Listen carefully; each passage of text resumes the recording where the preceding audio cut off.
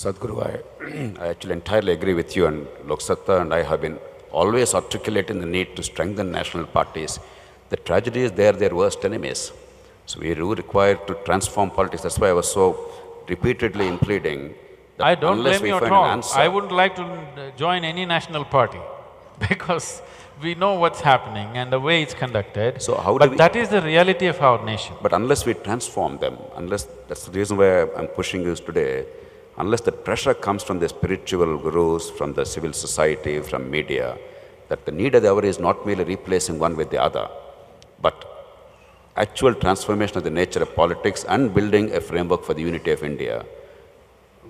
I entirely agree with you. So I'm privately, not publicly, not announcing to people. Whatever it… Giving them that privacy, privately we are slowly trying to transform many political leaders in the country. We have successfully worked with a few people, others are slowly coming in. But it's still a long process, it's not something that will happen overnight. And India, a country like India cannot be turned around overnight. If we work as a generation of people, maybe we'll leave a little better country for the next generation. That's where we need to look at.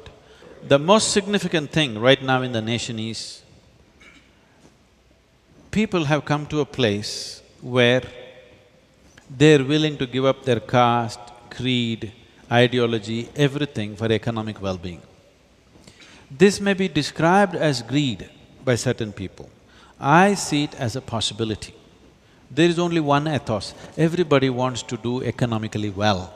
This is an opportunity to transform the nation. When they're economically down, you ask them to leave their religion and come beyond that. You ask them to leave their caste and creed and come beyond that, they will not come because that net is a security. Belonging to a certain caste, belonging to a certain religion, belonging to a certain community has been their security for centuries, for thousands of years. Suddenly you ask them to come out, they won't come.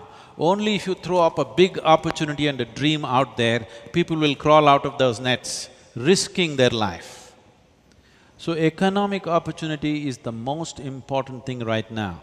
Personally, it leaves distaste in my mouth to go on talking and pitching for economic possibilities because that's not going to transform human life.